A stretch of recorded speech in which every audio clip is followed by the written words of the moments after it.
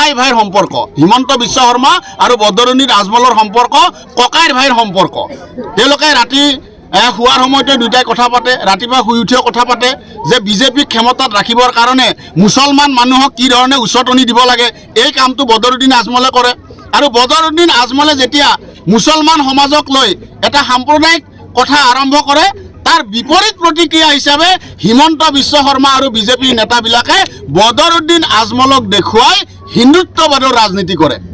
অৰ্থাৎ অসমৰ পৰা হিন্দুত্ববাদৰ ৰাজনীতি চিৰদিনৰ কাৰণে বিদায় দিবলৈ হলে বদৰুদ্দিন আজমলক প্ৰথমতে বিদায় দিব লাগিব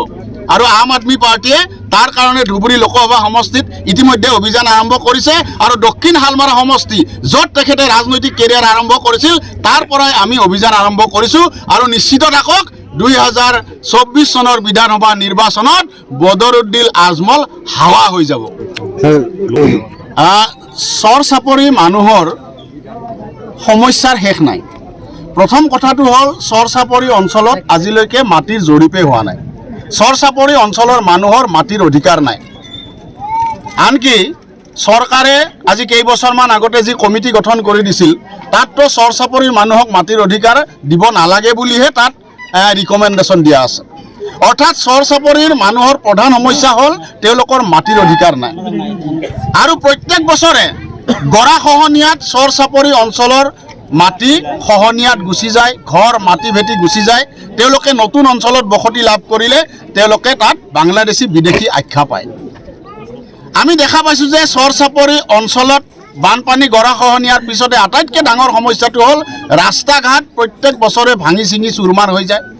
ৰাস্তা ঘাটৰ কোনো ব্যৱস্থা নাই চিকিৎসালয়ৰ কোনো ব্যৱস্থা নাই বিদ্যালয়বিলাকত শিক্ষক যদি দূৰৰ শিক্ষক আছে তেওঁলোক আহিবলৈ ইয়াত দিগদাৰ পায় কাৰণ ইয়াত যোগাযোগৰ ব্যৱস্থা একেবাৰে বেয়া গতিকে শিক্ষা ব্যৱস্থা বুলি ক'লে একেবাৰে বেয়া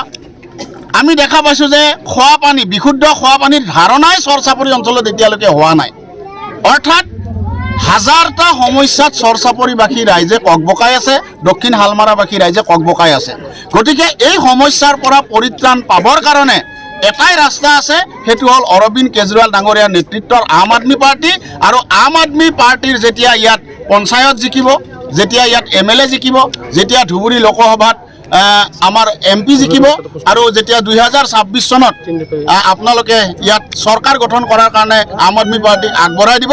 দেখিব যে এটা এটাকৈ দক্ষিণ হালমাৰাৰ চৰ চাপৰি অঞ্চলৰ মানুহৰ সংখ্যালঘু লোকৰ সমস্যাবিলাক সমাধান হৈ আছে